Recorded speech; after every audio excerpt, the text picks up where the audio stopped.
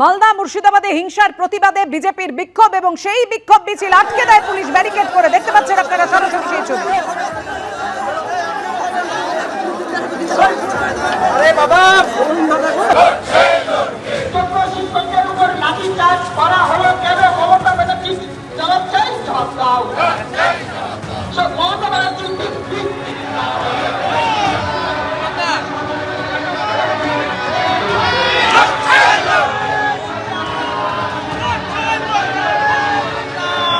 বালুরঘাটে SDO office অভিযান ছিল বিজেপির প্রতিবাদ মিছিল। বিজেপির কর্মী সমর্থকরা ব্যারিকেড ভাঙার চেষ্টা করলে ধুন্ধুমার পরিস্থিতি তৈরি হয়।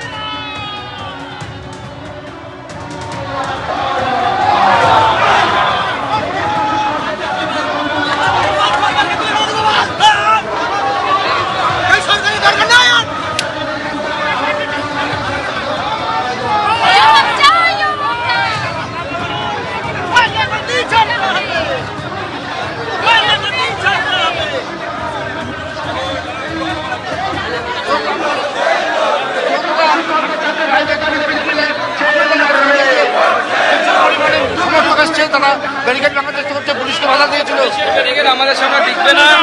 যেভাবে মুর্শিদাবাদে হিন্দু অত্যাচার হয়েছে এটাকে আমরা মেনে নেব না। আমরা এর বিরুদ্ধে প্রয়োজনীয় জঙ্গি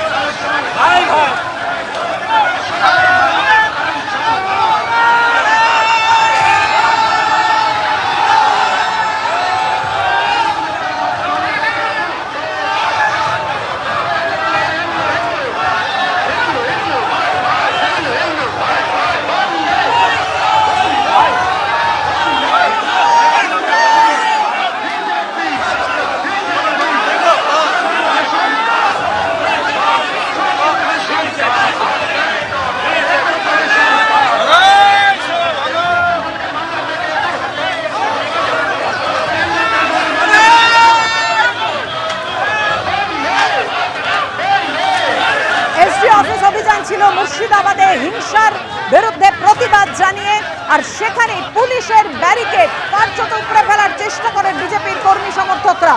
তুমুল ধস্তাধস্তির পরিস্থিতি তৈরি হয়। দেখতে পাচ্ছেন কি পরিমাণে উত্তেজনা তৈরি হয়েছে বালুরঘাটে।